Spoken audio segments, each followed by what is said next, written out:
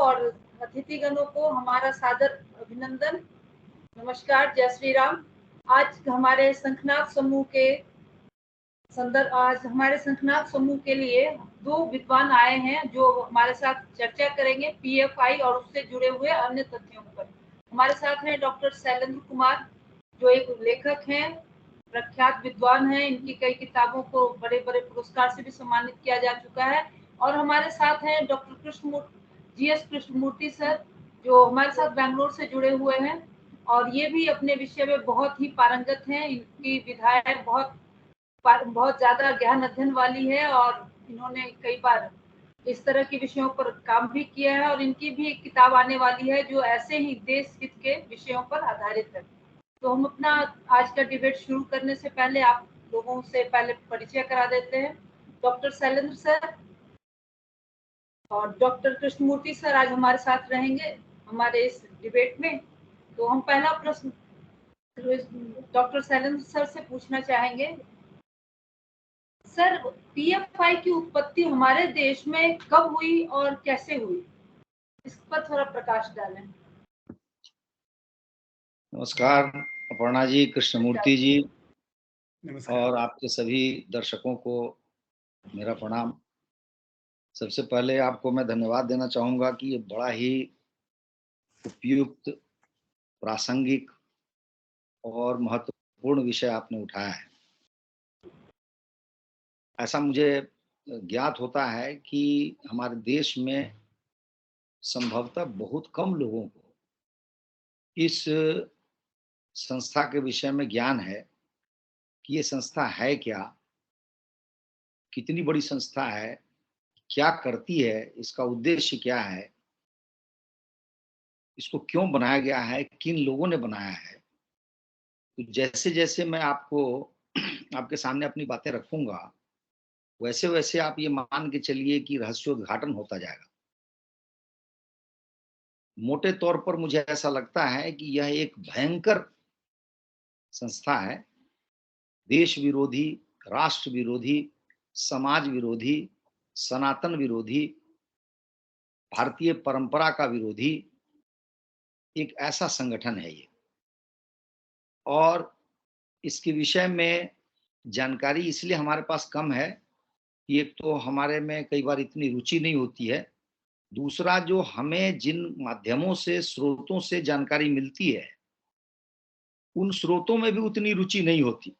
जो आपके TV channel हैं या अखबार हैं, उनके जो पत्रकार हैं, वो खूब रुचि लेकर के सामग्री एकत्रित नहीं करना चाहते हैं और इसलिए जो हमें जानकारी मिलती है वो बहुत ही सतही या सुपरफिशियल मिलती है। हम इसको सही ढंग से जान नहीं पाते कि ये क्या है। तो मेरे सौभाग्य से मुझे एक शोध पत्र मिला। इसकी लेखिका हैं सौम्या अवस्थी। तो इनका जो काम है, इन्होंने पीएचडी की है और बाकी जो इनके जीवन में अन्य काम है वो हमारे लिए बहुत उपयोगी है। इसमें इन्होंने PhD he Deoband school of Islam पर की है और मुझे लगता है कि ये बड़ा ही रेयर काम है कि कोई व्यक्ति देवबंद पर पीएचडी कर रहा हो या किया हुआ। इनका जो रुचि का क्षेत्र है वो है Islamic studies, terrorism, counter violence, extremism and deradicalisation. तो आज के आपके प्रश्न के लिए मुझे लग रहा है कि इनसे अधिक उपयोगी कोई और सामग्री मेरे समक्ष नहीं है। तो मैंने इसको पढ़ा है और इसमें बड़े ही कहिए कि ऐतिहासिक संदर्भ देते हुए इसको बताया गया है कि ये पीएफआई क्या है, नहीं है। तो इसके इतिहास में मैं अब हम लोग चलते हैं। ये जो सौम्या अवस्थी हमें बताती हैं कि इसकी जो जड़ है पीएफआई की, वो समझिए इंडियन मुस्लिम लीग है। ये वो इंडियन मुस्लिम लीग है जो पाकिस्तान चली गई उसके बाद बनी 1948 में केरल में। और ये मुस्लिम लीग जो अभी भी है केरल में, ये कुछ पार्टी के साथ सरकार में ये शामिल रहती है। वहां से इनका कहना है कि केरल में एक रेडिकलाइजेशन का काम हुआ, रेडिकल विंग कह सकती हैं आप पॉलिटिकल सिस्टम में, वो मुस्लिम लीग से वहां पर आया है। और ऐसा होते होते आगे चल करके एक ऑर्गेनाइजेशन बनता है जिसका नाम है national development fund front, NDF. और ये जो एनडीएफ है, इसका फोकस जो है वो क्या है कि सोशियो इकोनॉमिक इश्यूज पे है, जो केवल माइनॉरिटीज रिलेटेड। और यहाँ पर चूंकि ये मुसलमानों का संगठन है, तो मुसलमानों की जो आर्थिक और कहिए कि दूसरी कमजोरियां हैं, उनकी कठिनाइयां हैं, उन्हीं को फोकस में रख करके इसको बनाया गया। इंसिडेंटली ये भी केरल में बना।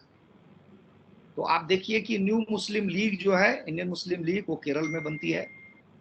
उसके बाद 1994 में नेशनल जो डेवलपमेंट फ्रंट है, एनडीएफ, वो भी केरल में ही बनता है। और वो केवल मुसलमानों को लेकर केंद्रित एक ऑर्गेनाइजेशन है। इसके बाद में क्या है कि अनेक छोटे मोटे ऑर्गेनाइजेशंस निकलते जाते हैं एक दूसरे से। और आप लोगों को शायद पता होगा कि रशियन लैंग्वेज में एक शब्द आता है, उसको कहते हैं मात्र्योश्का।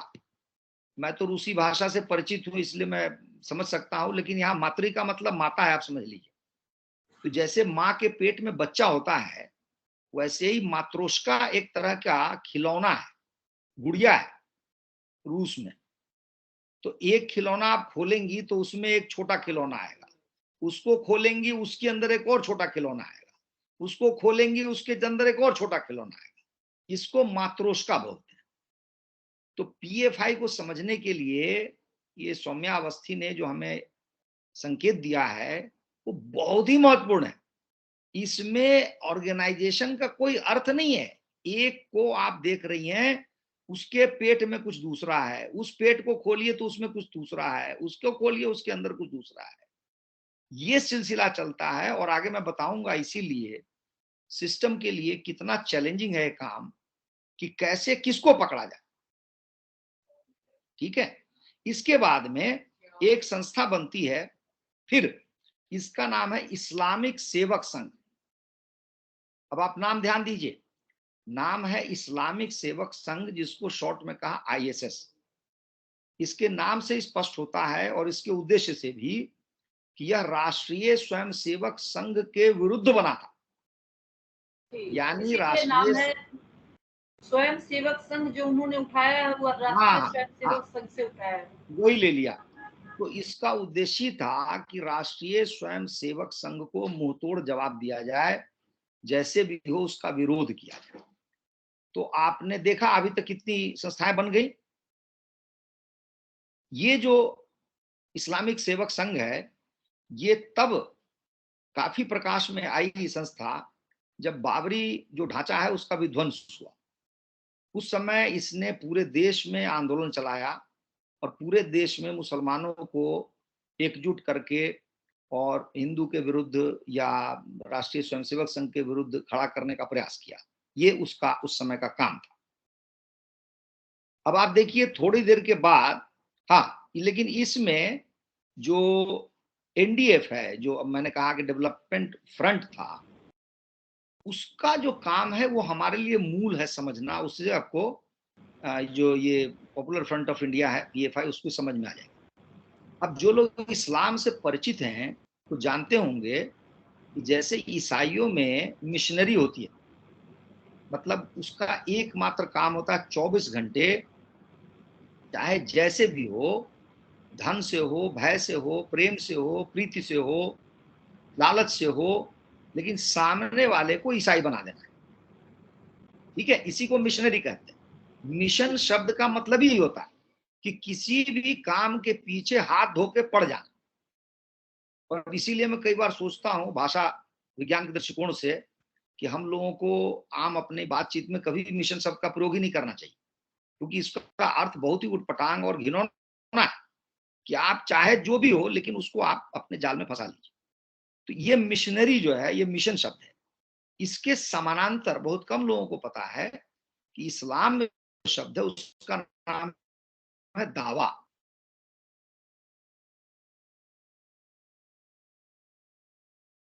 उसका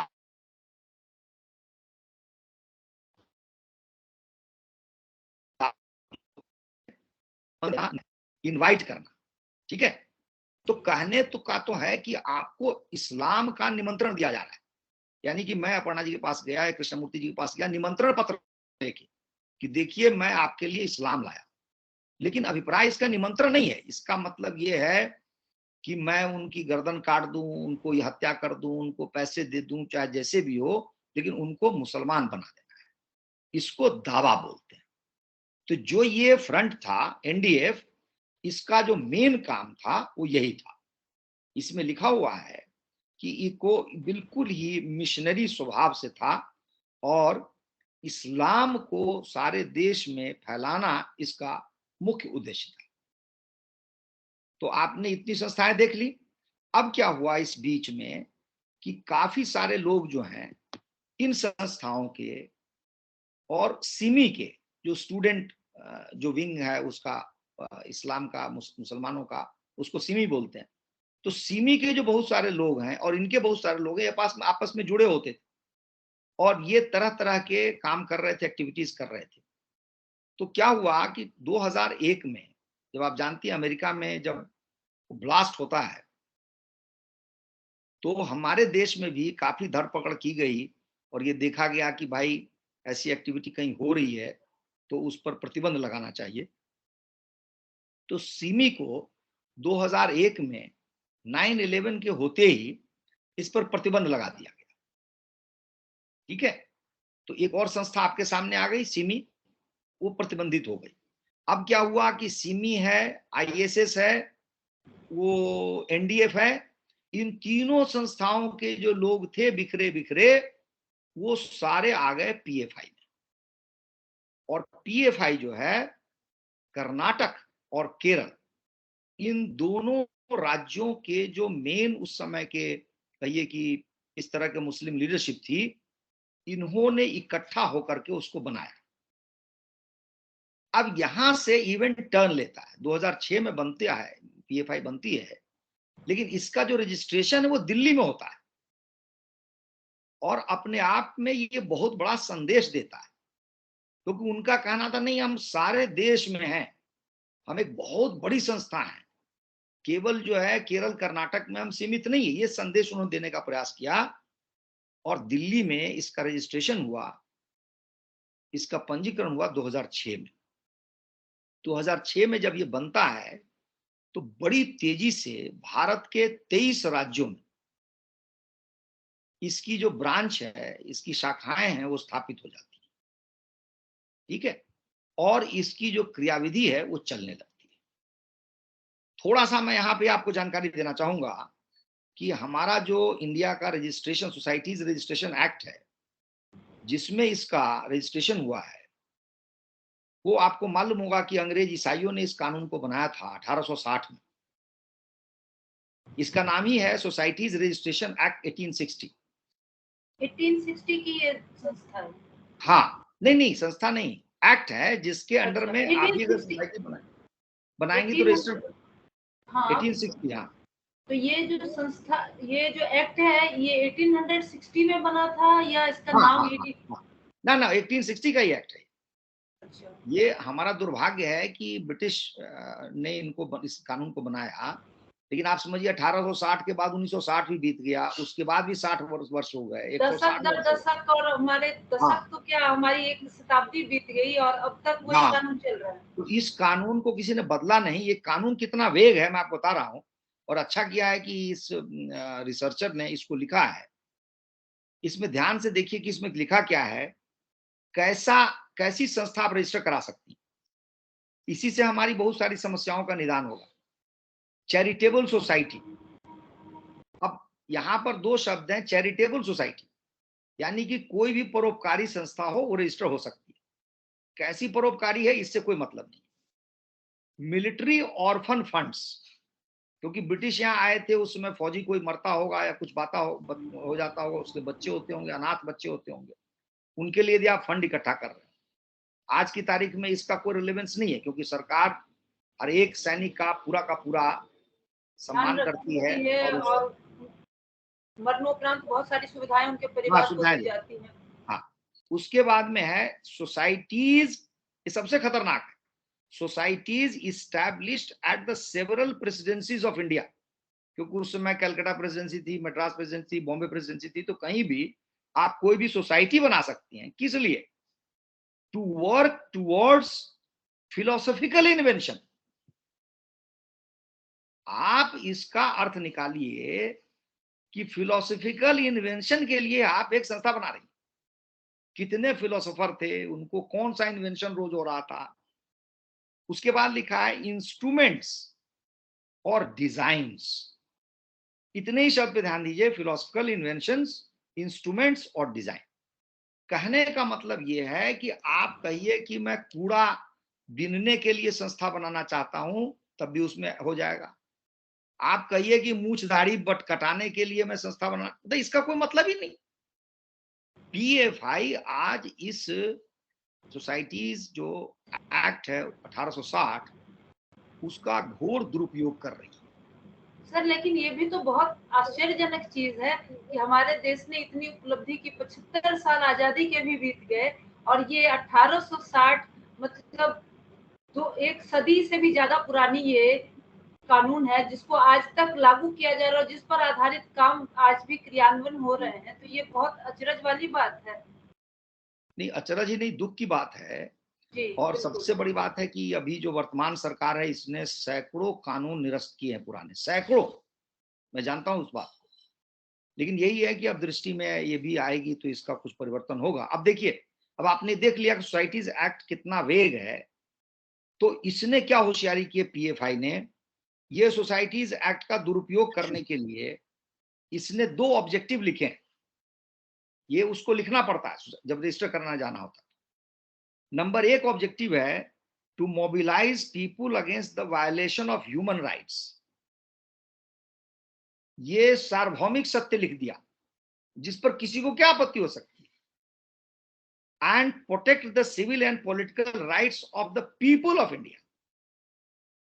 अब आप इसको कभी कटघरे में नहीं खड़ा कर सकते भाई, वो तो भारत में रहने वाले लोगों के पॉलिटिकल राइट की बात कर रहा है।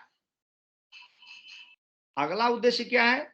To protect the cultural, social and religious identity of tribal people, Dalits and minorities.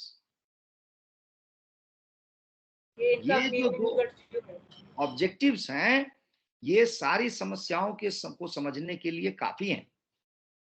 क्योंकि ये अपने आप को, आपको जान के आश्चर्य होगा कि पीएफआई के कभी भी कागजात में आपको मुसलमान शब्द भी नहीं मिलेगा इस रजिस्ट्रेशन के आधार पर, क्योंकि वो कह ही नहीं रहे।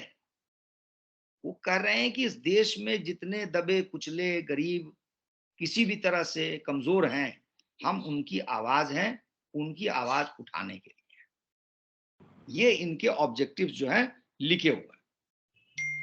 उसमें प्रियम्बल है, प्रस्तावना है, उसमें एक लाइन लिखी हुई है कि इट वर्क्स, यानी PFI works towards socio economic, cultural and political empowerment of the deprived. Its goals include working for welfare of Dalit, tribal people, religious and linguistic and cultural minorities, backward classes and women। ये है इनका preamble. ठीक है, तो अभी तत्काल आपके एक प्रश्न का उत्तर मैंने दे दिया कि ये उत्पत्ति कब हुई, कैसे हुई, कितना फैलाव इसका हो गया। अभी मैंने बताया कि आज 23 राज्यों में इसका पूरा का पूरा पैराफर्नालिया है, टेंटिकल्स है और बहुत ही खतरनाक मोड़ पे है। आगे और भी चर्चा होगी तो मैं और बातें करूंगा। जी सर, बहुत बहुत धन्यवाद सर आपका। आपने हमारे दर्शकों को वाकई बहुत गहन जानकारी दी है और मुझे लगता है कि इससे लोगों की धारणा बहुत ज्यादा जागृत होगी। इस बारे में लोग जागृत होंगे, इसके बारे में आवाज उठाएंगे और शायद इस पर सरकार की भी दृष्टि जाए और उसके ऊपर कार्यवाही के लिए कुछ आगे कदम उठाया जाए। Now we have Dr. G.S. Krishnamurthy sir with us, and he is, as I has introduced you, that he is one of the most well-known person I know in my circle. He is from Bangalore and he is so well educated and such a good literature that you will come to know from the question, the way he describes it. So Krishnamurti sir, you have also listened. Yeah. Silent Thank sir. you. Thank you I very would, much, Panaji. Now, at the outset, let me clarify. I have no doctorate degree. I'm not done my doctorate. I'm just Krishnamurti. That's all. you don't have a doctorate degree, but No, the no. knowledge you I'm have, not- the knowledge you have, that is not less than a doctorate degree holder. I don't So know, Dr. but Talent must be agreeing with my words. no, no, no, no. I'm just a बिल्कुल BSc बिल्कुल MA. बिल्कुल हम तो उनको BSc degree दे रहे हैं. and Here, BSc MA. That's sir, all. I have here some is your general degree. knowledge. I have some general knowledge about various subjects. So that I think sometimes I use it a kind of a jack of all, master of none. So if I were a master of something, I would have probably secured a degree or postgraduate degree in some subject. Anyway, thank you very much for inviting me for this discussion. At the very outset, I must compliment Dr. Shailendra in the way he presented um, the PFI problem. So whatever he said, I fully agree with him. As you know, this PFI came into being. It's actually he said matrif, the Russian word matrif. Matrif is it matrif? A tie, one tie and another like that. It's available everywhere. We also have one such toy. We have a big toy. We open it. There is one more toy. If you open that, there's one more toy. There are 5 or 6 toys. That's a fact. Yes. Its parental organization was CIMI. CIMI was founded in 1977. It's a timing of the its birth is very important. 1977, soon after emergency, it came into being. In 1971 and 72, we had the Indo-Bangla War, and Indira Gandhi took some bold steps and separated Pakistan, divided Pakistan into 2 pieces, As an Bangladesh. aftermath, of that East Bangladesh, East Pakistan and West Pakistan's division, we can say that this thing assured. Yeah, the This period. CIMI probably came into being probably Pakistanis goaded them, or at the instance of Pakistanis, probably they must have they wanted them. Devastated. Once, once East Pakistan was snatched from them by Srimati Indira Gandhi, they must have lost their mind and they thought to take a revenge. And as a revenge, Yes, they organized the Simi. it's a And kind of as a vengeance. They wanted to take some vengeance, and they must have made these people, some of these elements here, to found this organization. It came into being in 1977.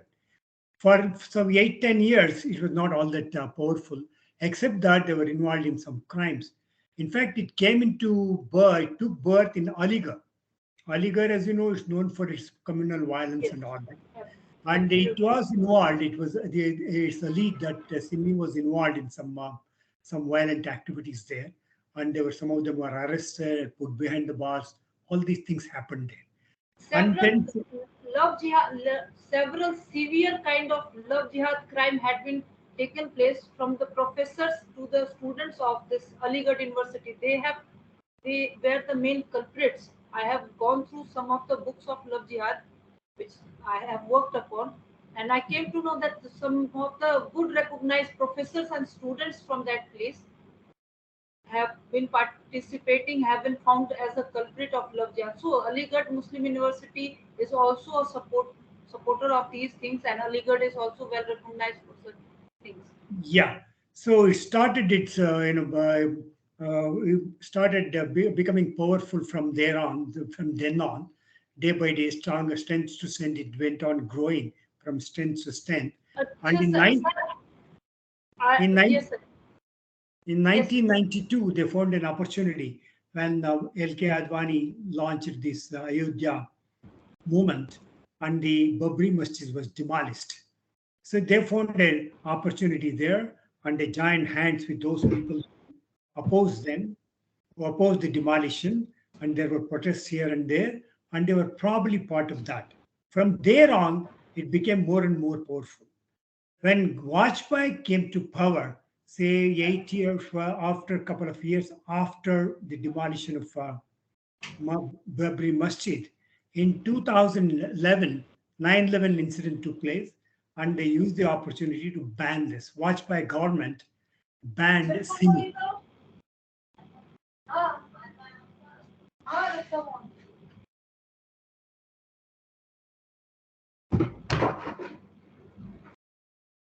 So Simi was Please banned go on. by. Yeah. Yeah. The Vajpayee government banned Simi because when they came to know its involvement in several criminal activities, anti-national activities. So that was a major setback for them. And in 2006, they founded PFI. Yes. It's very important to note that some of the office bearers of Simi were also the office bearers of PFI. PFI came into being, actually were founded by Simi, original founders of Simi, and that's how that took place. And here, interestingly, we had an organization called uh, Karnataka Forum for Dignity. That was found that comprised only Muslims. That joined hands with National Democratic Party of India, and they together formed this PFI. Which Delhi as the headquarters, and then it's spread its tentacles in Karnataka and Kerala. Kerala, they took deeper roots, and they went on fighting against two people, the Hindu and the communist. They are opposed to CPM, and they are opposed to the the Hindus there. And there is a number of some 20-25 murders took place as per an affidavit filed by the Kerala government before the Kerala High Court. And in some of them, their names, their organization names have been cited. So this way, they wanted the Kerala government wanted to ban it, but it did not. It did not succeed, and it did impose some conditions on its activities, and it did not allow they to hold certain meetings in certain places. All these things, it curbed its activities, and even many of the people who were killed in Kerala were communists, CPM workers, CPIM workers were killed by the PFI. Then it spread to Karnataka, mostly in the coastal belt. There is a place called Bhatkal, and there, interestingly, you find number of Pakistanis come here and stay here.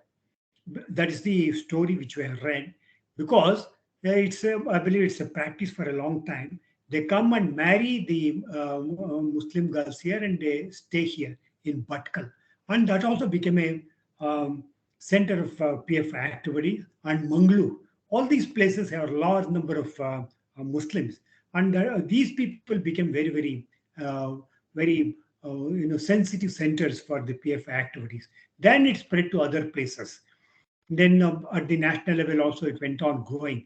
They probably, when they put a ban on PFI at the national level, the Vajpayee government banned it.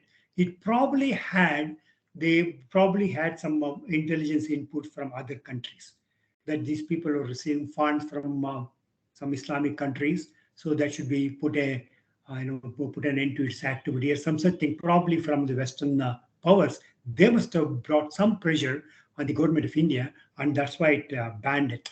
Because within couple of months, September 11, 9/11 was the Twin Towers were accident to the bombing took place.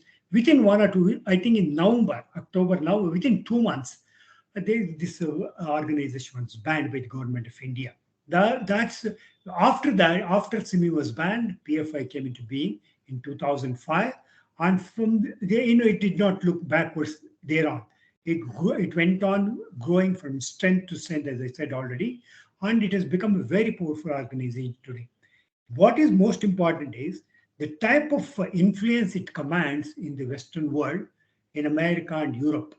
You can find people in America, Christians and the Islamists, mentioning the word Hindutva, Hindu, BJP, RSS, and all that more oftener than before. They had not heard of these words. Now you find them, mentioning these words in every agitation. Even the Gloucester agitation, also we find them people speaking against RSS and BJP and Hindus, these three words, or now we are being targeted, and these three are being targeted: RSS, BJP, and the Hindu. They are all being targeted. They say now it's all because of the PFI connection. PFI has spread its wings so well in other countries, probably for funds, probably for terror funding, probably for support, international support. There are a number of organizations at the international levels which are working against Indian interests, not only in the media, even elsewhere. Number of foundations founded by the in America. You find them doing research into what is happening in India, and they were all hoping India will remain one country. India will not be one nation; it will split up. It will become 14 or 15 countries. So that's what they had all predicted, but it has not happened. So that has become a worrying point for them. That's why they keep opposing us at every level: social level, media level, defense level. In fact, they were not passing on. They don't like to pass on some of the defense secrets to us. Sir, I would like to question you. Hmm. I would like to refer a question to you. Like this thing we have discussed already. We will have a second part of this debate, and Yeah. we can continue. My question to you is that, as sir has told, and you have also thrown light on how it came into being and what was the reason behind what, in which backdrop it came and flourished, and still it is flourishing. मुझे लगता है doctor Shailendra कुछ कहना चाह रहे हैं। Sir कुछ कहना चाह रहे हैं तो नहीं, मैं तो ध्यान से सुन रहा था कृष्णामूर्ति जी को, बहुत डिटेल में बता रहे थे। मैं सिर्फ इतना भी बताना चाहूंगा कि इसका जो मैंने शुरू में भी कहा है, देखिए सबसे बड़ी बात क्या है इस ऑर्गेनाइजेशन में, वो यह है कि ये बाकी इस्लामी ऑर्गेनाइजेशन से बहुत डिफरेंट है। ये कैमोफ्लेज्ड है। पहले के ऑर्गेनाइजेशंस में बहुत सारी चीजें बहुत क्लियर कट होती थी। इसमें क्या है कि ये एक सोशल और कल्चरल ऑर्गेनाइजेशन का अपना एक चोला ओढ़कर काम करती है। अब जैसे मैं एग्जांपल दूं आपको, इसका एक प्रोग्राम है, उसका नाम है स्कूल चलो। ये नारे के रूप में, स्लोगन के तौर पे कहते हैं स्कूल चलो। अब कोई भी आपसे कहेगा स्कूल चलो तो उसमें आपको क्या ऑब्जेक्शनेबल लगेगा? अगला जो इसका है वो है सर्व शिक्षा ग्राम और अडॉप्ट स्टूडेंट्स। अडॉप्ट स्टूडेंट, वो कहते हैं एक स्टूडेंट को एक आदमी अडॉप्ट कर लो। ये सब ऊपर से देखने से लगता ही नहीं कि प्रॉब्लमेटिक है। इसके बाद सबसे अजीबोगरीब बात यह है कि इसकी एक संस्था है, उसका नाम है, अच्छा मैं आपको यहाँ जानकारी दूं कि पीएफआई के पास 8 से 9 और संस्थाएं, इसीलिए इसका जो प्रतिबंध है वो आसान नहीं है। ये जैसे कोई गिरगिट रंग बदलता है ना, उस तरह की चीज है कि आप एक को बैन कर भी लें तो 8 तो ऑलरेडी हैं, और उन 8 के और भी 8 होंगे कौन जानता है। वही मातृष्का वाली बात। तो इसकी एक संस्था है, उसका नाम है सत्य सरणी। और सरणी का मतलब रास्ता होता है, मार्ग होता है, और सत्य सरणी है। इसका काम क्या है? Forceful conversion. अब आपको ये पता ही नहीं चलेगा कि सत्य सरणी नाम से इसका क्या अभिप्राय है। तो मैं कहना ये चाह रहा हूं कि इसके लिए हमें देखना पड़ेगा कि ये पीएफआई जैसी संस्था या पीएफआई का क्रियाकलाप क्या है, उसको कैसे पकड़ा जाए, उसको कैसे उस पर रोक लगाई जाए, मैं ये कहना चाह रहा था। So, Krishnamurti sir, I would like to ask you that how did this flourish? It came into being, we have discussed, and what was its impact due to which it ushered and it flourished and it has spread its tentacles, its wings throughout the world, not only India, the whole world. It is now in its clutches.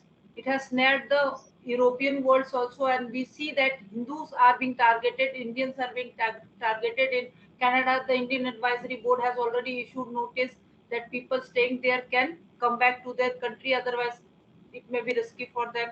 In England, recently we had an issue with the Hindus. They were being beaten near the temple and all. So how do you think that they were flourishing in India for such a long time? Yeah. Even if we talk about Simi, it's As four I told fathers. you, yeah, as I told you, this PFI came into being, according to me, is because of the Pakistani interest. They wanted to farm in trouble here, and they must have helped them to come into being. But how it grew from strength to strength is because of the political patronage, and also Yes, the Muslim this is appeasement what policy, Muslim appeasement policy is pursued by policy. the Congress government and even other governments. In fact, after Congress, the Congress parties won, and the next parties are all regional parties. You go to any state, you have a regional party. Regional parties supported them because for vote bank politics. So They they had wanted a to, strong political patronage which helped them to flourish that swift speed. yeah, yeah. That's what it happened. In fact, in Karnataka, they contested several elections. PFI, SDPI. SDPI is the political wing of PFI. It contested several elections, but it never made its mark anywhere. It did not win even one seat. But in 2014, it contested an election in Mysore city against a sitting Congress minister, and it came second. That was alarming. They were thinking, they would win that election for the first time. They would make their entry into the assembly. They did not succeed, but they came second. PFI came, SDPI came second place. So that was something, alarming. But otherwise, it contested some 20 seats in Mangalore in the coastal belt. They never made any impact on anybody. The most Now, important thing is, according to me, large number of people among the Muslims do not subscribe to what these people say, SDPI or PFI, what they say, they do not. There is no, they unfortunately they are made to toe the line of the Muslim, Islamic clergy. What the Islamic Muslim religious leaders say, they all support them. There is nothing called Muslim intelligentsia which can speak. There are some, I can name them. We know their names. Otherwise, there is no large sections of intellectuals and cultural people, highly civilized, highly enlightened people among the Muslim. They have not come forward or issue any statement uh, against PFI or SDPI. This is one noteworthy aspect of about this. There is need to make them issue some statement or make them found an organization where they can speak against what's happening within their religion, what they want, what kind of reforms they want. Well, whether they can teach these people on the right lines.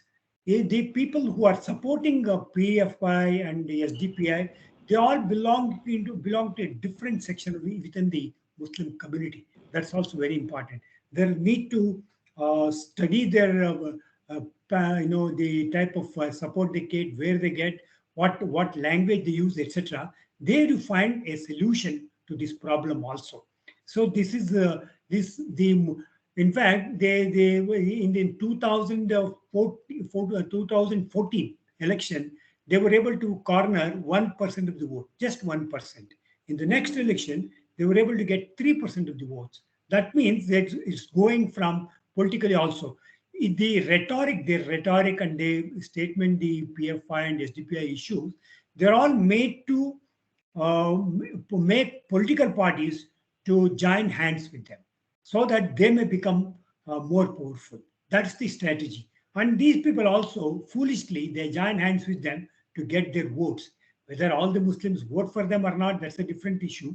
But this is what's happening. Both of them are interested in. our political leaders have Yeah, they don't know any level of their falling correct. down. Just to get into power, they can do anything. They can Yeah, they don't scruple. They never scruple about that. At the cost of the nation, they are ready to nation exactly. practice, yeah, At the anything cost and of the everything. nation, they will do anything and everything just to grab power, just to get into the power. You can see Well, that. I think that now, though it is going against our topic, we'll discuss sometime elsewhere that even if a party is denied by the public in the elections, they join hands, make collaboration, and do any kind of addition, subtraction, and get into power even after being defeated in the election. even after rejected by the public. So this is a different topic. Sir, you both are geniuses and scholars in your topic, and I think as I am getting interested and want to listen more and more, our public, our audience would also be loving to listen it. But seeing the time restraint of the debate, I would like to follow with the next question to Dr. Shailendra sir.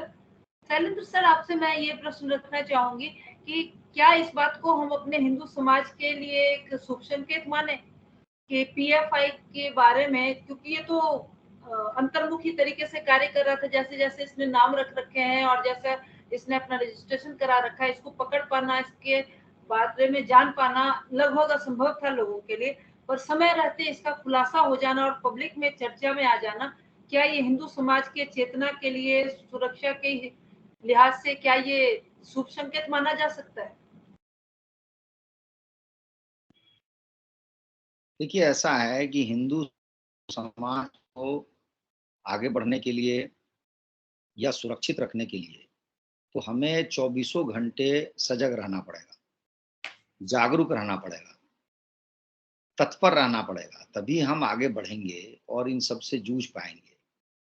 यहाँ पर जो समस्या है वो यह है कि हाल फिलहाल में देखिए, सबसे बड़ा जो आंदोलन हाल फिलहाल के वर्षों में पीएफआई द्वारा किया गया वह था जब जाकिर नाइक की संस्था पर प्रतिबंध लगाया गया और जाकिर नाइक को देश से बाहर कर दिया गया। आपको जानकर आश्चर्य होगा कि देशव्यापी रैली निकाली गई जाकिर नाइक के लिए और ये पीएफआई के संरक्षण में हुआ। पीएफआई ही उसका अगुवा थी। इसके बाद जो दूसरी बड़ी घटना घटती है हमारे देश में वह है कोरोना के समय। कोरोना के समय आपको याद होगा कि जगह जगह जो मुसलमानों का एक तरह से विरोध होता था, तबलीगी जमात दिल्ली में बैठी हुई थी हजारों की संख्या में और वो इकट्ठा थे और वहां पर उस समय सोशल डिस्टेंसिंग की बात चल रही थी। वहां पर जो पूछताछ उनके साथ हुई, मस्जिदों में जाने से मना किया गया, इन सब चीजों का आप समझिए रिकॉर्ड बनाया पीएफआई ने और पीएफआई ने इसका बहुत जबरदस्त विरोध किया। इतना जबरदस्त विरोध किया कि उस समय हम लोगों को जानना चाहिए कि जैसे अभी हम आप लोग डिबेट कर रहे हैं तो जितने डिबेट करने वाले लोग थे उनकी भी लिस्ट बनाई उन्होंने कि कौन हमारे विरोध में बोल रहा है। अकेले एक केरल राज्य में 1526 लोगों की लिस्ट बनाई उन्होंने और इंसिडेंटली आप देखिए कि उनमें से 34 लोगों को गिरफ्तार भी किया केरल सरकार ने। मतलब जो टीवी डिबेट पे बोल रहे थे या ऐसे हमारे आपके जैसे लोग बैठे हुए थे, तो ये बड़े सजग लोग हैं, एक एक व्यक्ति पर निगाह रखते हैं और इनका जो मोडस ऑपरेंडी है वो इतना स्मार्ट है कि इनको पकड़ना आसान नहीं है। जैसे मैं एग्जांपल दूं, इन्होंने मेंबरशिप फीस रखी हुई 10 रुपया। कोई भी आदमी सोचने पर विवश हो जाएगा कि ये बहुत गरीब संस्था है, 10 रुपया मांगती है। 10 रुपया आज के युग में कोई चीज नहीं। इनका सारा ट्रांजैक्शन जो है कैश में होता है, इसलिए ये कोई फुटप्रिंट ही नहीं छोड़ते। ये आपको फोन पे और एटीएम, पेटीएम या इलेक्ट्रॉनिक और बैंकिंग कोई काम नहीं करते। ये जब गल्फ से इनके पैसे आते हैं तो कैश आते हैं और कैश का क्या करते हैं कि अपने हाथ में नहीं रखते हैं, बैंक में जमा करते हैं सुबह 10 बजे तो 12 बजे निकाल लेते हैं। बैंक में भी रुपया नहीं छोड़ते हैं ताकि अगर कल को आप सीज करेंगे आपको कुछ मिलेगा नहीं। और जो निकालते हैं वो 50,000 रुपया निकालते हैं, यानी कि सैकड़ों लोग मिलकर रुपया निकालते हैं और हर एक व्यक्ति 50,000 निकालता है। 50,000 रुपया निकालने वाले पर पैन नहीं मांगा जाता, उसकी आइडेंटिटी नहीं चेक की जाती है, तो आप इसको आसानी से पकड़ नहीं पाएंगे। ये इनका धंधा है। लेकिन क्या है कि पकड़ने का तरीका क्या हो सकता है? तो जब ये कोरोना काल में इन्होंने एक रैली की, बहुत बड़ी रैली की, जो अभी तक की मैं समझ रहा हूं इनके जितने भयंकर काम हुए हैं उनमें से एक ये है, जो संयोग से ऑन रिकॉर्ड है। उसमें इन्होंने भाषण दिया है। ज्यादातर इनके जो भाषण है वो देश विरोधी हैं। उसमें इनके कई नेताओं ने साफ साफ कह दिया है कि हमारे लिए तो समय आ गया कि हम जिहाद करें, डेमोक्रेसी में, लोकतंत्र में इनकी कोई आस्था नहीं है, ये भी बोल दिया। ये भी कह दिया कि ये पूरी की पूरी सरकार जो है इस्लाम विरोधी है, ऐसे है वैसे है। वो जो भाषण है आपके रिकॉर्ड पे आ गए। दूसरा क्या है, दिल्ली में जो महीनों शाहीन बाग चला वो आपके रिकॉर्ड पे है। शाहीन बाग के पीछे पीएफआई की शक्ति थी। तीसरी जो बड़ी घटना है वो है दिल्ली का दंगा, जो आपको याद होगा कि ट्रंप के आते ही शुरू हो गया। आते ही शुरू हो गया था। हाँ। उधर उनका भव्य स्वागत हो रहा था गुजरात में, और यहाँ दिल्ली में दंगे हो रहे थे। हाँ, और इसमें क्या है कि अच्छा खासा रिकॉर्ड पुलिस को हाथ लग गया। पीएफआई का पहली बार समझिए, जिसको कहते हैं फुटप्रिंट या उनके कारनामे, वो बढ़िया से इस दंगे में आपके हाथ लग गया है। दिल्ली के बाद दूसरे नंबर पे जो रिकॉर्ड्स हैं वो केरल सरकार में। केरल सरकार में इनके बहुत ज्यादा रिकॉर्ड्स हैं, अवेलेबल है। वहां की सरकार यदि चाहे तो एनफोर्स करने के लिए बहुत काम कर सकती है। दूसरा क्या है, एक महिला है इसके ऑर्गेनाइजेशन में जिसका किसी पत्रकार ने स्टिंग ऑपरेशन किया था। स्टिंग ऑपरेशन में वो बोलती है, वो महिला, कि हमने कम से कम 500 हिंदुओं और ईसाइयों को मुसलमान बनाया है। तो लव जिहाद का रिकॉर्ड आ गया। और ये जो रिकॉर्ड लेने वाले हैं वो इंडिया टुडे टीवी ग्रुप है जिसने स्टिंग ऑपरेशन किया था। तो इस तरीके से इनके सबूत जो है, प्रूफ, एविडेंसेस, वो बहुत सारे हाथ लग गए। इसको हम अपने हिंदू समाज के लिए एक शुभ संकेत मान सकते हैं सर। हाँ, और अभी जो हुआ है लास्ट एनआईए, ये इसलिए महत्वपूर्ण है कि हम लोगों को समझना चाहिए कि ये आधी रात को ऑपरेशन होता है और एक साथ होता है। तो इसमें क्या है कि किसी को सुविधा नहीं मिली कि मैं अगर दिल्ली में बैठा हुआ हूं तो बेंगलोर में बैठे हुए कृष्णमूर्ति जी को फोन कर दूंगा कि आप बच जाइए, आपके पास पुलिस जाएगी। उनके दरवाजे पर ही पुलिस उसी समय जा रही है जब हमारे यहाँ आ रही है। तो एक दूसरे से किसी को बात करने का मौका ही नहीं दिया पुलिस ने। इसका मतलब ये होता है कि ये जो पुलिस की कार्रवाई थी, ये महीनों इसकी तैयारी हुई है, क्योंकि ये ओवरनाइट इस तरह का काम नहीं किया सकता है। इस लेवल का कोऑर्डिनेशन इतने बड़े देश में, इसके लिए आपको प्रिपरेशन चाहिए, ऑफ मंथ्स ऑफ प्रिपरेशन। इसमें आपको क्रेडिट देना पड़ेगा एजेंसीज को जिन्होंने इतना बड़ा काम किया है, और इनको एविडेंस बहुत हाथ लग गए। अब एविडेंस चाहे पैम्फलेट हो, एविडेंस चाहे कोई कागज हो या कोई पैसा हो, और कुछ लोगों का कहना है कि 120 करोड़ के आसपास कैश भी मिल गया पूरे देश में। और इससे पहले आपको पता होगा कि बिहार में पटना में जो रिकवरी हुई थी, जिसमें कि गजवाए हिंद के बारे में लिखा गया। हाँ, सबसे बड़ा खुलासा तो सर पटना में ही हुआ था, जहाँ से गजवाए हाँ, हिंद का सारा तथ्य प्राप्त हुआ जो लोगों को। रहस्योद्घाटन हुआ है वह बहुत बड़ी बात थी अपने आप में। मैं बस एक बात और कहना चाहूंगा, देखिए इसमें केवल सरकार की बात नहीं है। मैंने शुरू में जैसे कहा, हमारी जागरूकता इसका बहुत बड़ा इलाज है जी। और इसमें मीडिया का रोल बहुत महत्वपूर्ण है। जबकि मैं आपको बताऊं कि कई बार मीडिया इस पर मेहनत नहीं करते हैं, मीडिया वाले कुछ ना कुछ लिख देते हैं, लेकिन इसके तह में जाना चाहिए, उनको शोध करना चाहिए, लोगों को बताना चाहिए कि ये सचमुच क्या है। और वैसे मैं बताऊं क्लियर कट कि ये वामपंथियों का,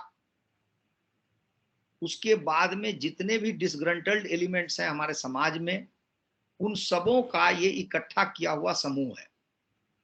इसलिए मान के चलिए कि इसके तार जो है विदेश से जुड़े हुए हैं, जैसे कृष्णमूर्ति जी कह रहे थे, क्योंकि वहां पर गल्फ में सऊदी अरबिया, यूएई, कतर, इन सब जगह इनके लोग बैठे हुए हैं। वहां से थैली में पैसे लेके आते हैं और यहाँ पर वो खर्च करना चाहते हैं, और ये इंटरनेशनल इश्यूज भी उठाते हैं। कृष्णमूर्ति जी, आपको ध्यान होगा कि ये पैलेस्टीन और जो इजराइल का जो ये कॉन्फ्लिक्ट है, उसको ये अपने देश भारत में जोर शोर से उठाते हैं। ये अजीबोगरीब बात है। ये अजीबोगरीब बात है कि सारी दुनिया में मुसलमानों के साथ कहीं भी कुछ हो रहा है, उसको लेकर के यहाँ पर उसकी चर्चा करते हैं, कई बार रैली भी निकालते हैं। रैली भी निकाली थी आपको हाल फिलहाल में, जब इजराइल और फलस्तीन का जब वो कॉन्फ्लिक्ट चल रहा था तो हमारे रैली निकाली गई थी। तो इस प्रकार जो है ये इंटरनेशनल इश्यूज भी उठाते हैं और इंटरनेशनल सोर्सेज से फंड भी लेते हैं और थोड़ा बहुत आइडियोलॉजिकली भी बेनिफिट होते हैं ये। और इनका काम मेन जो है, मैं लास्ट में कहना चाह रहा हूं कि इनका जो अल्टीमेट एम है वो ये है कि भारत में एक क्लासलेस सोसाइटी बनाई जाए। क्लासलेस का मतलब होता है सिर्फ मुसलमान हो, क्योंकि मुसलमान में ब्रदरहुड होता है, सभी बराबर होते हैं, कोई बड़ा छोटा नहीं होता है। और दूसरा है कि लोकतंत्र जहां हो ही ना, क्योंकि इस्लाम और लोकतंत्र एक दूसरे के अपोजिट हैं, वो साथ साथ जाते नहीं हैं। ये वो बनाना चाहते हैं, ये उनका अल्टीमेट एम है। और एक जो मोडस ऑपरेंडी है वो ये है, इसमें उन्होंने कई बार कहा भी है कि अभी जो हम कर रहे हैं, कि रैली निकाल रहे हैं, प्रोटेस्ट निकाल रहे हैं, लेकिन अगर इस पर कार्रवाई हुई तो वो धमकी देते हैं कि फिर हम सीधा जिहाद पे उतर आएंगे। तो ये इनका पूरा का पूरा ब्यौरा है जो मैंने आप लोगों के सामने रखा कि इनके काम करने के तरीके क्या हैं, क्या इनके उद्देश्य हैं, फंडिंग कैसे होती है। एक फंडिंग का और सोर्स है जिसको ज़कात कहते हैं, क्योंकि इस्लाम में आपको मालूम है कि आपको 2.5% अपना जो कमाई का हिस्सा है वो आपको ज़कात में देना है। लोग ये ज़कात में भी इसको देते हैं, इसलिए इनके पास पैसे आ जाते हैं, लोग भी आ जाते हैं, काफ़ी छात्र जुड़ते हैं और लोग भी जुड़ते हैं। एसडीपीआई का नाम लिया इन्होंने कृष्णमूर्ति जी ने। मुझे आश्चर्य होता है कि एसडीपीआई के लोगों को टीवी चैनल पे क्यों बुलाया जाता है, जबकि आप देखेंगे प्रतिदिन किसी न किसी चैनल पे एसडीपीआई का नीचे लिखा होता है, president SDPI, vice president SDPI, वो भाषण दे रहा होता है टीवी पर, डिबेट में होता है। सर, तो मीडिया को तो मसाला चाहिए, टीआरपी चाहिए, जो जागरूक करने के लिए जो सच्ची बात है वहां तक पहुंचेंगे तो उनको न मसाला मिलेगा न पैसे मिलेंगे। It is a strong funded thing, उसमें सरकार उसको फायदा मिलता है। मीडिया अगर उनको नहीं बुलाएगी, उस तरह के वो लोग इतने मतलब कि परले दर्जे के मूडमती होते हैं कि लड़ने लगते हैं, मारपीट पर उतारू हो जाते हैं। उनको कोई मीडिया के सामने, पब्लिक के सामने, लेकिन उस बात की कोई मर्यादा नहीं रखते। इसके बावजूद भी मीडिया वाले बुलाते क्योंकि उनको मसाला चाहिए। वो मसाला होता है, विवाद होता है, लड़ाइयाँ होती हैं, उसके बाद उनका टीआरपी बढ़ता है, वो समाचार बार-बार लोग देखते हैं और इससे उनकी कमाई का जरिया स्ट्रॉन्ग होता है। तो ये एक विशियस सर्कल सा बन गया। अभी आप लोग जितनी चर्चाएं कर रहे हैं, हमारे दर्शक भी ये चीज देखकर आश्चर्य कर रहे होंगे कि इसका तारतम्य कितना गहरा और कितनी मजबूती से बना हुआ है। और जिसको हमारा शासक वर्ग, कोई भी सत्ता में रहे ना रहे, लेकिन शासक वर्ग जो, चाहे सांसद हो, चाहे हमारा पॉलिटिकल इशू से रिलेटेड कोई एनजीओ हो या पब्लिक हो, सबके सब किसी न किसी तरह से इनको पोषण, they all are nurturing these institutions. Otherwise जब तक पब्लिक सपोर्ट नहीं हो, सरकार थोड़ी किसी, कोई भी सत्ताधीश सरकार किसी फंड को, किसी पार्टी को नहीं बना के रख सकती है जब तक पब्लिक सपोर्ट नहीं। और पब्लिक में सपोर्ट के लिए है या तो लोग उस तरह के माइंडसेट के हैं, they are of fanatic mindset और दे आर रेडिकल।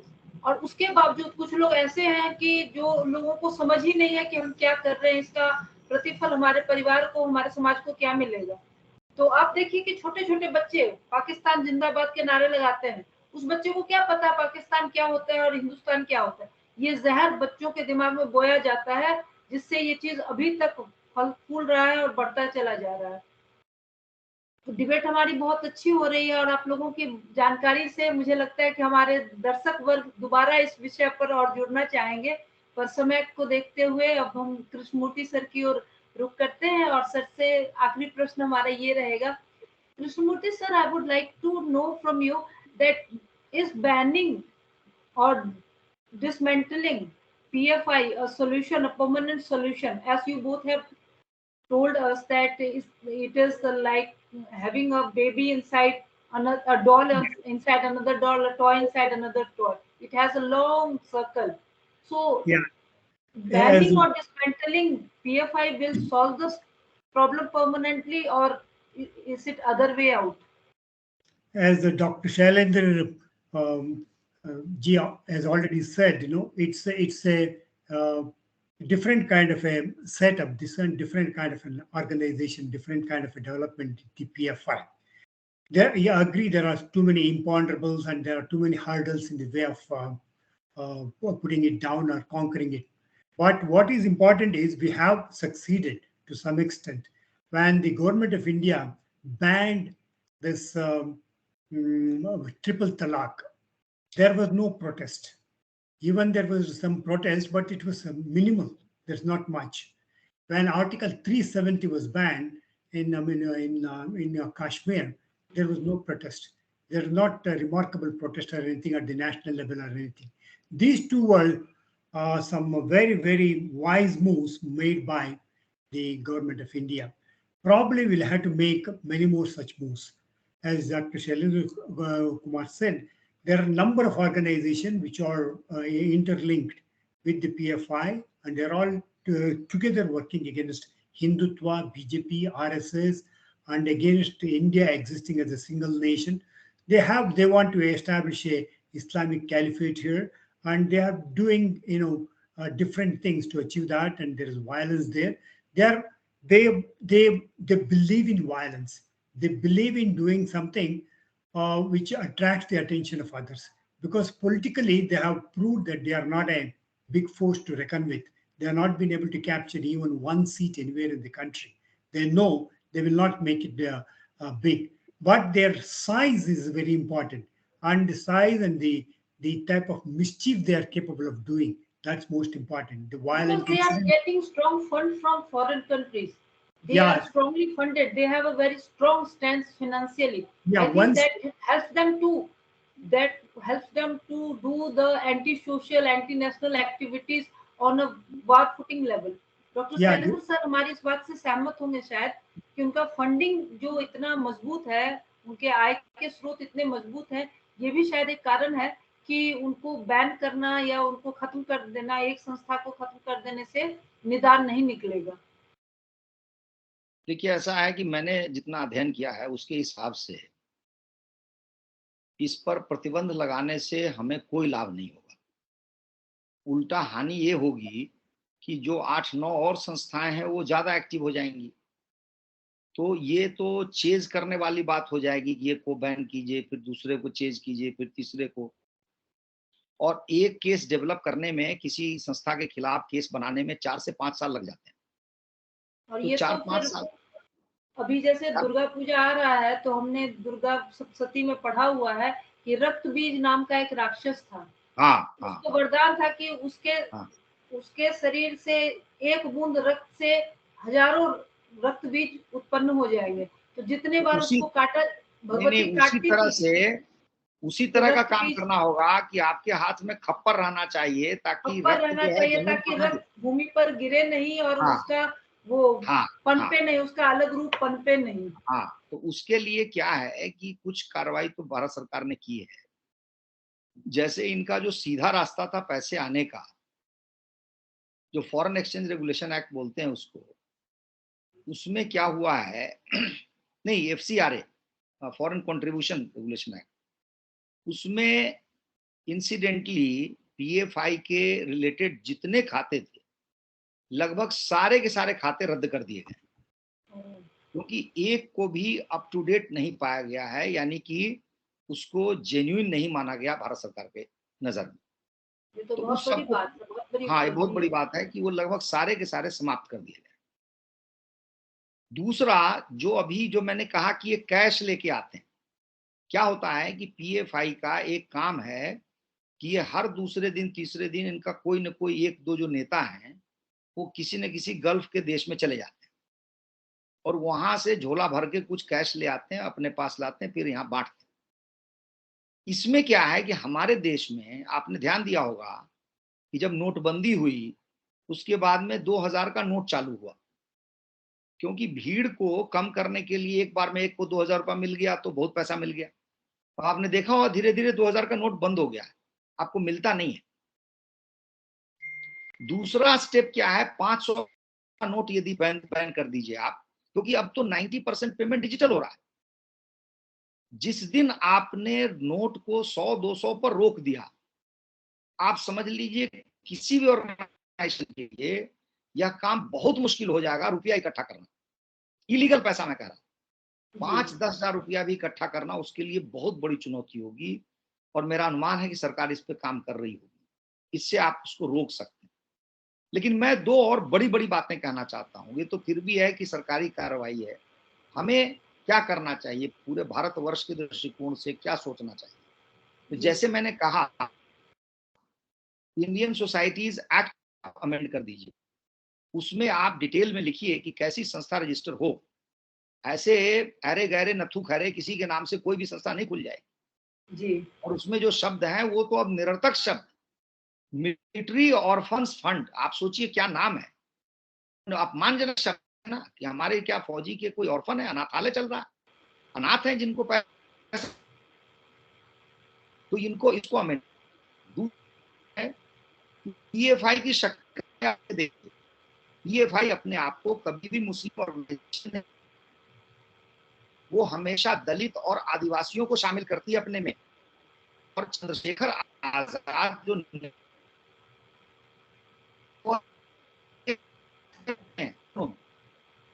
तो मेरा कहना यहाँ पर यह है कि आप दलित शब्द का प्रयोग करना शुरू कर दीजिए। दलित हमारे समाज का हिस्सा है। आप मानिए कि वो अलग शब्द, आदिवासी हिंदू समाज का हिस्सा है। जिस दिन हिंदू एक समाज हो गया तो वो कुछ कर ही नहीं सकता उसमें से। और जब भी ऐसा कहते हैं अपने लोगों को जागरूक कीजिए। जैसे मैंने कल कहा था आपसे ऐसे ही बातचीत में कि गो पालक और गो संहारक दोनों साथ साथ नहीं चल सकते जी, है ना। MY समीकरण हो ही नहीं सकता, ये तो मूर्खता है। तो वैसे ही दलित का और मुसलमान का, जो आपको भीम और मीम कह रहे भीम हैं मीम, आप, जी हाँ, वो हो या आदिवासी हो, क्योंकि आदिवासी को सबसे बड़ा संकट ही मुसलमान और ईसाइयों से है। उनसे उनका क्या लाभ होगा? तो हमारा जो बड़ा काम है वो यह है कि दलित और वनवासी समाज को मेन स्ट्रीम में नाम लाना अलग होगा। से देना छोड़ दीजिए। हिंदू समाज होगा तो पीएफआई का अपने आप जो मुखौटा है वो उतर जाएगा, और केवल मुसलमान के नाम पर यह संस्था भविष्य में कुछ नहीं कर पाएगी। मैं आपको बता रहा हूं।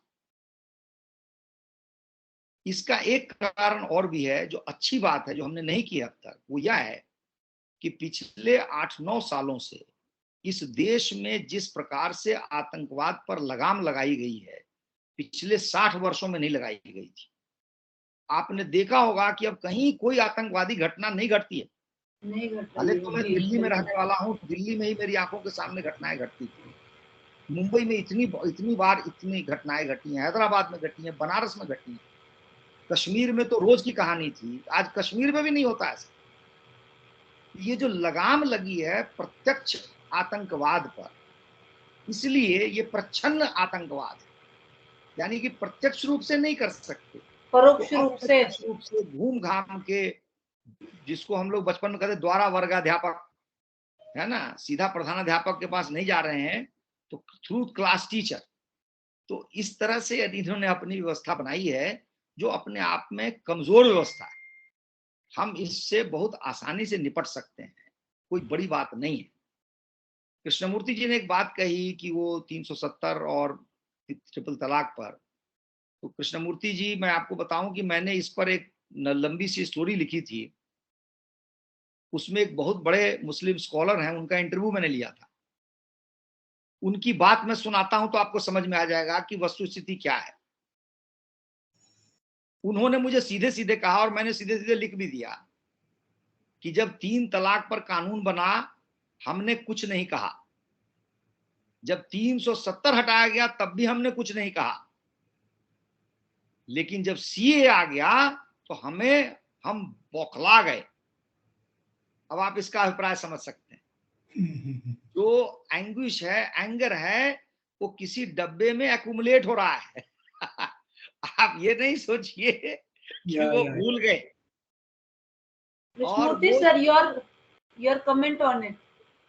You know, I fully agree with what Dr. Shailendra says. But if you have a multi-pronged attack, it's possible yes, to defeat these forces from all angles. We'll have to defeat them, not only from media, fund flow from abroad, and the type of misgiving they have about Hindus and Hinduism.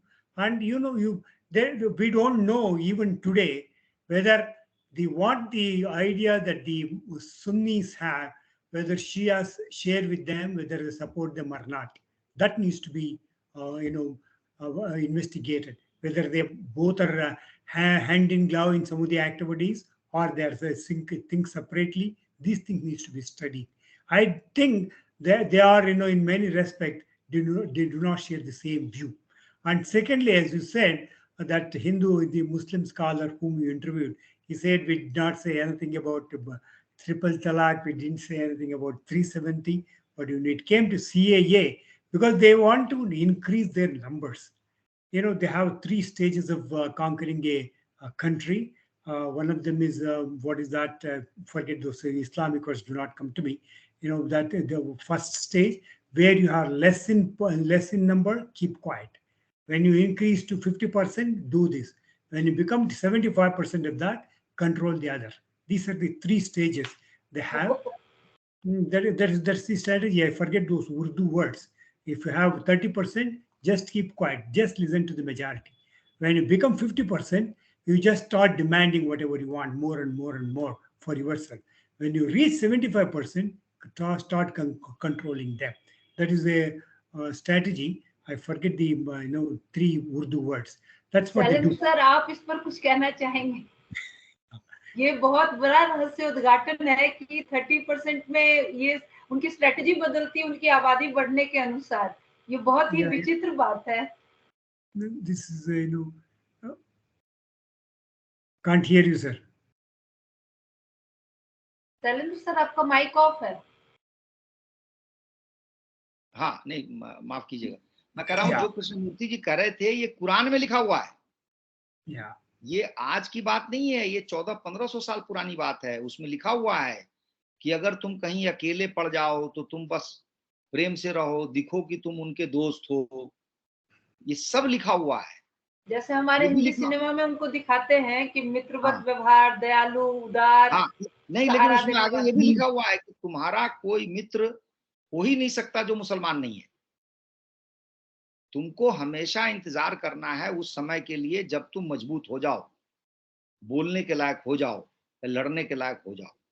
देखिए, आपको इस्लाम के चरित्र को समझना होगा. उनका चरित्र यह है कि जब तक एक भी व्यक्ति इस धरती पर है जो मुसलमान नहीं है, तब तक उनका जिहाद इनकम्प्लीट है. उनका जिहाद तब तक जारी रहेगा जब तक कि वो आखिरी व्यक्ति भी समाप्त नहीं हो जाएगा. क्योंकि उनका मानना है जब पूरी दुनिया में मुसलमान हो जाएंगे, कयामत तभी आएगी. जब कयामत आएगी तो जितने मरे हुए लोग हैं कब्र में दबे हुए, उनका हिसाब किताब शुरू होगा. अभी वो सारे कब्र में सड़ रहे हैं बेचारे, उनका कोई हिसाब किताब नहीं होता, कोई लेखा जेखा जोखा देखने वाला नहीं है. उसके लिए हम आप दोषी हैं. अच्छा, तो इसीलिए वो हम सबको कन्वर्ट करा के कब्र में दबे हुओं का हिसाब कराना चाहते हैं. वो बेचारे कह रहे हैं कि हमारे पूर्वज मर गए, इतने साल हो गए, उनका हिसाब किताब हुआ नहीं. और उसके लिए जो सबसे बड़े दोषी हैं इस धरती पर, वो हिंदू समाज है. तो हमें इस्लाम को भी समझना होगा, उसके चरित्र को समझना होगा. मैंने जैसे शुरुआत में कही थी, देखिए सबसे बड़ा शस्त्र हमारे पास क्या है, वो है ज्ञान. हम जिस समय जागरूक हो गए, समझिए कि इसका अपने आप निदान हो जाएगा. कृष्णमूर्ति जी कह रहे थे 3 तलाक पर मैंने एक लेख लिखा था. कृष्णमूर्ति जी 1986 में क्यों नहीं कानून बना, और 2017-18 में क्यों कानून बन गया 19 में. कारण उसका एक बहुत बड़ा है कि इस बीच में ट्रांजिशन हो गया. आज लोगों को जानकारी बहुत है, उस समय इतनी जानकारी नहीं थी. मैं 1986 में दिल्ली में ही था. कुछ मुल्ला मौलवी आके संसद मार्ग पे रैली निकाल गए थे और अब सरकार ने उस कानून को पलट दिया. आज लोग इतने जागरूक हो गए हैं कि वो उनके सामने ये चीज, आप देखिए ना, एक सिनेमा बन रहा है, हिंदी सिनेमा फ्लॉप हो जा रहा है. अब उसी दरगाह पे कोई चादर चढ़ाने नहीं जा रहा, क्योंकि हमने आपने बातचीत करके लोगों को बताया कि भाई उस कब्र में ठंड लग रही है क्या कि तुम चादर उड़ाने जा रहे हैं. मरा हुआ आदमी, उसको कंबल उड़ा रहे हो. अपने ओढ़ो उसको, जब ठंड लगेगी, रजाई की जरूरत पड़ेगी तो. लोग अब नहीं जा रहे. इसलिए जागरूकता बहुत जरूरी है. हम पीएफआई के चरित्र को समझ जाएंगे तो पीएफआई कोई बहुत बड़ी चीज नहीं है, अपने आप उड़ जाएगी, समाप्त हो जाएगी. लेकिन हाँ, हमारे व्यवहार में परिवर्तन होना चाहिए। जैसे मैंने कहा कि कोई पत्रकार उसको बहुत महत्व देता है, आदर सम्मान के साथ अपने टीवी चैनल पे बुलाता है, वो भाषण देता है, तो उसको लगेगा ना कि वो बहुत बड़ा आदमी हो गया है, भले उसको 1% वोट ना मिलता हो, हाँ, लेकिन कुछ वो उस तरह पॉलिटिकल के स्पेस मिल गया ना। कुछ वैसे मनोदशा के लोग होंगे तो उसकी भाषण से प्रभावित होकर उससे जुड़ भी जाएंगे। जुड़ भी उनका जाएंगे। प्रचार प्रसार होने का वो और माध्यम बन रहा है आप समाचार चैनल। नेशनल चैनल पे किसी को 2 घंटे का टाइम दे दिया, तो ये तो बहुत बड़ी बात हो गई। लाखों लाखों लोग लोग उसको उसको सुन सुन रहे रहे हैं। हैं, उसमें से हाँ, 100-50 लोग उससे जुड़ेंगे भी। हाँ। तो ये चीज़ हमारे समाज में, व्यापक समाज में ये बोध होना चाहिए कि भाई आप किसी दैत्य को, राक्षस को, पिशाच को आप अपने चैनल पे नहीं बुला सकते हैं, उसके साथ व्यवहार नहीं होना चाहिए। तो धीरे-धीरे क्या होगा, उसका महत्व खत्म हो जाएगा। बिल्कुल। ठीक है? तो तो मेरी समझ से मेरी ओर से इतना ही है। जी, Krishnamurthy sir and doctor Shailendra Kumar sir, आप दोनों का बहुत-बहुत धन्यवाद, बहुत-बहुत आभार। आप लोगों ने अपना कीमती समय दिया और बहुत ही गहन जानकारी दी। मुझे पूरा भरोसा है कि हमारे श्रोतागण सुनकर आनंदित होंगे, लाभान्वित होंगे और हम दोबारा इसी शंखनाद समूह के यूट्यूब चैनल से जुड़ेंगे कुछ अन्य विषयों को लेकर डिबेट में आप लोगों के साथ। कृष्णमूर्ति सर, आप कुछ कहना चाहेंगे? Thank you very much. It was good, and I share every view that Dr. Shailendra Kumar said. He was too good, and I'm sure you also share the same views. And that's Sure. what I said at the end. Multi-pronged attack on this. They should bring it down, bring the whole thing, and there should be some kind of a solution to this problem. Thank you very much. Thank you. मेरी ओर से भी कृष्णमूर्ति जी को धन्यवाद, जो बहुत दूर से आए हैं, बेंगलोर से आए हैं, और अपर्णा जी को इस निमंत्रण के लिए धन्यवाद कि हम लोगों को आभार मंच आपका सर। आपने ये Yeah. मंच प्रदान किया है, और सारे दर्शकों श्रोताओं को भी नमस्कार, आभार उनका, उन्होंने हमें सुना, और उनकी जो टीका टिप्पणी होगी उसका हम स्वागत करेंगे, देखेंगे कि वो क्या कहते हैं। और इसी के साथ मैं अपनी वाणी को विराम देता हूँ। Yeah, what was not happening 12 years ago is happening now because of the digital science. It not only Exactly. bringing us closer and nearer, it's also helped in disseminating knowledge, disseminating Yes. information. We did not know several things about this country and what was happening, and we are able to educate people. And just now, Shailendra Kumar said we have boycotted the film and made people not to visit a certain place without whatever that cloth and all that. All these have been possible because of the social media. There's the digital world, digital science. I'm sure in the days ahead, we will be able to win over all these things, and we will become a stronger country, and we should be able to fight against our enemies better. So nice of you. With your kind and hopeful words, we would like to close today's debate. Thank you, both of you. Yes, Krishna.